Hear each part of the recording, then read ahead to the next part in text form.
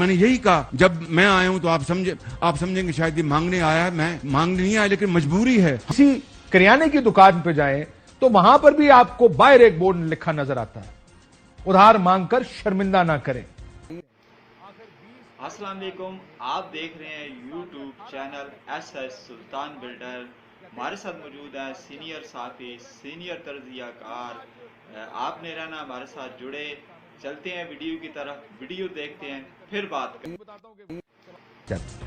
آج بھی وزیر اعظم شہباز شریف صاحب نے کابینٹ کا اجلاس ہوا اور اس میں مبارکباد دی اپنی ٹیم کو اس یہ معاہدہ جو آئی ایم ایف کے ساتھ کنکلوڈ ہوا. آئی ایم ایف کے ساتھ پاکستان کی ڈیل بے پناہ کاوشوں کے بعد منطقی انجام پر پہنچی. اس کے لیے میں اپنی کابینہ کے تمام آنریبل ممبرز کو, فائنانس منسٹر صاحب کو, متعلقہ وزارتیں ہیں, ان سب کو دل کی عطا گہرائیوں سے مبارکباد پیش کرتا ہوں. عطا گہرائیوں سے مبارکباد پیش کی گئی تمام لوگوں کو کہ آئی ایم ایف کے ساتھ ایک اور قرض ہم نے ان سے لے لیا ہے اور $3 ارب ہم مزید لے لیں گے. اور اس کے بعد یہ بھی بتایا گیا کہ کیسے اور قرضے سعودی عرب, یو اے ای اور چائنا سے بھی ہمیں مل جائیں گے. رول اوور چائنا ہمارا پہلے ہی کر چکا ہے.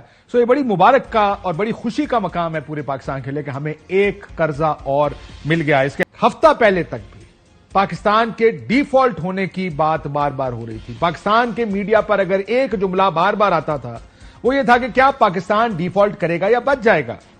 آج جو بیان پرائم منسٹر ہاؤس سے جاری ہوا اس کا متن یہ ہے کہ ہماری مسلسل محنت اور درست پالیسیوں کے نتیجے میں معاشی بحالی کے آثار نمایاں ہونے شروع ہو گئے. یعنی آئی ایم ایف کا پروگرام ہو گیا, ہماری معیشت کی بحالی کے آثار نمایاں ہو گئے اور یہ بڑی محنت سے ہوا. قائد محمد نواز شریف نے معاشی ترقی, مہنگائی میں کمی اور پاکستان کی تعمیر و ترقی کا سفر جہاں چھوڑا تھا وہیں سے پھر دوبارہ آغاز ہو رہا ہے. الحمدللہ ملک دوبارہ ترقی کے راستے پر گامزن ہو چکا ہے. یہ آج کا بیان ہے جو وزیر اعظم ہاؤس کی جانب سے جاری ہوا, جہاں کہ ہفتہ پہلے تک ہمیں بار بار یہ بتایا جا رہا تھا کہ آئی ایم ایف کی ڈیل پھنس گئی ہے, اگر آئی ایم ایف نہ ہوا تو مارے جائیں گے, لٹ جائیں گے, برباد ہو جائیں گے. ہماری ملک کی بھی عجیب و غریب ایک سائیکی اور فلسفی ہے. 20 سال سننے کے باوجود ہم یہ سوال نہیں پوچھ رہے کہ آخر ہم یہاں تک پہنچے کیسے ہیں. آخر 20-22 سال میں یا 30 سال میں 18 آئی ایم ایف کے پروگرامز لینے کے بعد بھی یا 23 پروگرام لینے کے بعد بھی ہمیں ایک اور پروگرام کیوں چاہیے؟ کیوں آج بلومبرگ یہ کہتا ہے کہ اگلا پروگرام بھی آئی ایم ایف کا ہمیں دوبارہ چاہیے ہوگا؟ کیوں ہماری معیشت دوبارہ بہتر نہیں ہوئی؟ اس کے بارے میں بتاتا ہوں کہ شہباز صاحب وزیر اعظم پاکستان نے اس کا بھی جواب دیا ہے. آگے ذرا ان کی بات آپ کو بتاؤں گا. ایسا لگ رہا ہے اس ڈیل کے بعد کہ جیسے ہماری ہیرے کی کان نکل آئی ہے, ہمارے ملک میں تیل نکل آیا ہے اور اس سے ہمارے سارے مسائل حل ہو جائیں گے. نہیں سر, ہمارے مسائل مزید بڑھ گئے ہیں, مزید قرضہ ہمارے سر پر آ گیا ہے. کسی کریانے کی دکان پہ جائیں تو وہاں پر بھی آپ کو باہر ایک بورڈ لکھا نظر آتا ہے, ادھار مانگ کر شرمندہ نہ کریں. کریانے کی دکانوں کے باہر لکھا نظر آتا ہے. اور یہی بات شہباز شریف صاحب 2 دفعہ خود بھی ہمیں بتا چکے ہیں.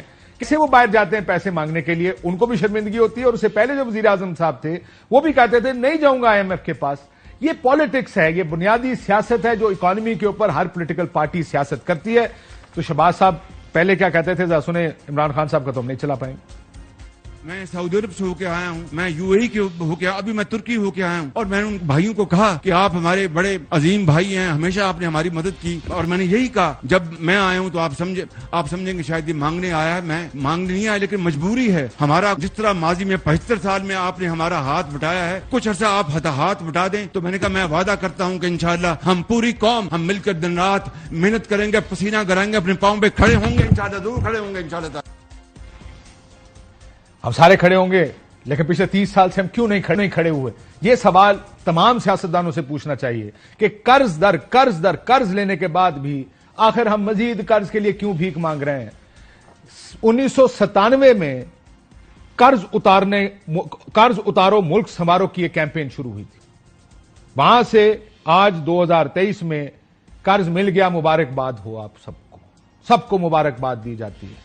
یہاں تک کا سفر ہم نے طے کیا ہے. کچھ خبریں نکالی 1997 میں, کشکول توڑ دیں گے وزیر اعظم نواز شریف صاحب کا اعلان. فل سکرین پر دکھائیں تاکہ ساروں کو نظر آئے. کشکول توڑ دیں گا نواز شریف صاحب کا پھر اعلان.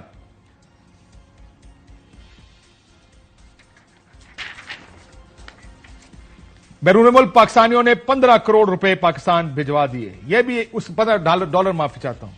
कर्ज उतारो मुल्क संवारो शरीफ खानदान की जानिब से 1 करोड़ रुपया दिया गया। कर्ज उतारो मुल्क संवारो नवाज शरीफ की अपील पर लब्बैक, डॉलरों और रुपयों की बारिश। कर्ज उतारो मुल्क संवारो, सपूतों ने नोटों के ढेर लगा दिए। ये उस वक्त की हमारी पूरी कैंपेन थी। अगर आप बयानबाजी सुने उस वक्त की जो ये करते थे, और ये सिर्फ तनकीद नहीं है, ये एक रिकॉल है हमारा तारीख की तरफ जाने का, कि हमें पता था कि ये चीज हमारे मसले का हल नहीं है। अगर हमने मुश्किल से निकलना है तो हमें ये चीजें छोड़नी पड़ेंगी, ये कशकोल तोड़ने पड़ेंगे। मुझे याद है परवेज मुशर्रफ साहब का दौर था, कशकोल तोड़ दिया है। 2013 की हुकूमत थी, उस वक्त भी पीएमएलएन की जानिब से कहा गया आईएमएफ के पास नहीं जाएंगे, लेकिन जब इलेक्शन आने वाले थे उस वक्त के फाइनेंस मिनिस्टर मिफ्ताह इस्माइल साहब ने टीवी प्रोग्राम में आके कहा जी आईएमएफ के पास तो दोबारा जाना पड़ेगा हमें। लेकिन कशकोल तोड़ने की जो बयानबाजी है वो कोई नई नहीं है, बड़ी पुरानी बयानबाजी हम सुनते आ रहे हैं। कशकोल लेकर दुनिया के पास जाते कि हमारे पास पैसा नहीं है, इन्होंने कौम को भिखारी बना दिया है। मुझे ये कबूल नहीं है, ये पाकिस्तानी कौम भिखारी नहीं है। गैरों की अफयून जो इमदाद की शक्ल मिलती है और उसके बदले में हमारी आजादी अगर चली जाए तो मैं इसका सबसे बड़ा मुखालिफ हूँ। मेरी पार्टी, मेरा लीडर, हम इसके मुखालिफ हैं। अगर गैर मुल्की इमदाद और कर्जे हमारे मसाइल और हमारे दुखों का हल होते तो आज हमारे हालात तब्दील हो चुके होते। हमें एक बाइज्जत और खुद मुख्तार कौम के तौर पर जिंदा रहने के लिए गैर मुल्की इमदाद के सहारे से छुटकारे का कड़वा घूंट निगलना होगा। क्या उस मुल्क की सेल्फ रिस्पेक्ट होगी, क्या उसका नेशनल प्राइड होगा जो कशकोल ले लेके दर दर जाता है। नेशनल प्राइड की बात हुआ करती थी, अफ्यून थी ये किसी इकोनॉमी के लिए, लेकिन अब बड़ी प्रोडक्टिव हो गई है। अब वजीर आजम साहब एक नया बात हमें बता रहे हैं कि ये बड़ी प्रोडक्टिव चीज है अगर कर्जों को ठीक तरीके से इस्तेमाल किया जाए। कौमें वही आगे बढ़ती हैं जो कर्जे लेकर उन कर्जों का बहुत प्रोडक्टिव इस्तेमाल करती हैं, फायदा हासिल करती हैं, मुनाफा कमाती हैं और फिर कर्जों को उतारती हैं और बेपनाह वो अपने अंदर रिजर्व्स और कैश जनरेट करती हैं। सो ये अब एक नई फिलॉसफी है कि कर्जे लेती हैं कौमें और उससे करती हैं, लेकिन हम पिछले 20-25 साल में ये क्यों नहीं कर पाए? ये सवाल आज भी हम सबको तंग करना चाहिए। आखिर क्या वजह है कि हमें सब फॉर्मूलाज का पता है, हमें पता है कर्जों से मुल्क नहीं चल सकते, हमें पता है हमारे पे इतना कर्ज का बर्डन आ गया है, लेकिन हम फिर भी कर्जे ले रहे हैं, हम फिर भी खुशियां मना रहे हैं कर्ज लेने पर, मुबारक दे रहे हैं कि हमें कर्ज मिल गया है। लेकिन ये जो आईएमएफ है, जैसे आज कहा जा रहा है कि मुल्क तरक्की कर चुका है, पिछले 1 साल में क्या तनकीद, यानी हमारे अगर आप सोचें कि मिसाके मईशत क्यों होना चाहिए पाकिस्तान, क्योंकि पार्टियां तो हुकूमत ऑपोजिशन आपस में दस्तों गिरमा रहते हैं। जो भी ऑपोजिशन होगी बजट में सूखी रोटियां देंगे, दुपट्टे फेंकेंगे, तनकीद करेंगे, लुट गए, मर गए, बर्बाद हो गए। यहां तो अपने फाइनेंस मिनिस्टर, उस पर साबिक फाइनेंस मिनिस्टर और पार्टी के अंदर अपनी पार्टी के तनकीद कर रहे थे। डार साहब जब मिफ्ताह इस्माइल बने फाइनेंस मिनिस्टर तो क्या कहते थे, जरा सुने। आप 6 महीने जो थे इस फिस्कल ईयर के 31 बिलियन में कितना अरेंज करके गए? आप बातें करनी आसान होती हैं। आप जब 6 महीने फाइनेंस मिनिस्टर थे, क्या आपको 32 बिलियन के अरेंजमेंट करके नहीं जाना चाहिए था? कितना किया था आपने जाने से पहले? जब मैंने टेक ओवर किया तो things were even worse. IMF भी मुझे फड्डा पड़ा, मेरा पड़ा उनसे, लेकिन मैंने उनको डील किया। I know how to complete the programme. IMF को मैंने हैंडल करना है, मिफ्ता साहब ने हैंडल नहीं करना। I have never taken dictation, I will not take dictation on these अदारा। और इससे पहले आर्टिकल्स लिखे जाते रहे जिस पर मिफ्ताह इस्माइल साहब, बल्कि पार्टी के बहुत से सीनियर रहनुमाओं ने ट्वीट्स किए मिफ्ताह इस्माइल के हक में कि वो ठीक काम कर रहे हैं, लेकिन ये लड़ाई थी इंटरनल। जब इसहाक डार साहब वापस ही मेड अ कमबैक तो मिफ्ताह इस्माइल साहब यही बयानबाजी करते रहे।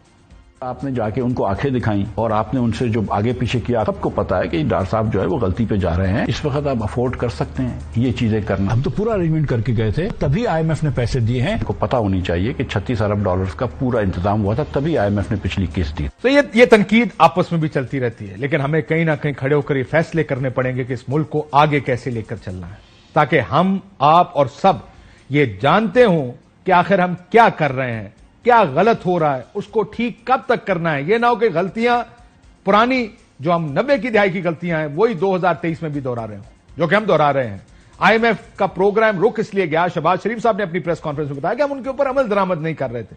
वो आपसे कहते क्या, वो कहते हैं भाई सब्सिडीज नहीं देनी, आप बिजली अगर 10 रुपए यूनिट पड़ती है तो 10 रुपए में बेचें, आप पेट्रोल पे लेवी में पैसे बनाएं क्योंकि आप अदरवाइज पैसे नहीं बनाते, टैक्स कलेक्ट करें, آپ سبسڈیز پر حکومتیں چلاتے ہیں, آپ دیکھتے ہیں کہ اگلا الیکشن کیسے ہوگا, ہم مہنگائی نہ کر دیں, مہنگائی ہوگی تو پٹرول بم کے نعرے لگیں گے. دس از دا فنڈامنٹل پرابلم جس کی وجہ سے ہماری اکانومی یہاں پہ آئی کہ ہم نے وقت پر ٹھیک, اور جس کو آج کل مشکل فیصلے کہا جاتا ہے, وہ مشکل فیصلے ہم نے وقت پر نہیں کیے. ہم نے ہمیشہ ہوڈونگ کرنے کی کوشش کی ہے, وہ پنجابی میں کہتے ہیں پدو لگانے کی کوشش کی ہمیشہ, کہ ہم آئی ایم ایف کو لگا لیں, ایگزمپشنز لے لیں, آگے اگلا قرضہ لیں گے, اس وقت دیکھی جائے گی. اتنے پروگرامز کرنے کے بعد بھی آج ہم وہاں کھڑے ہیں جہاں پہ کہا جا رہا تھا کہ ہم ڈیفالٹ کر جائیں گے. لیکن ہماری خرابیاں کیا ہیں؟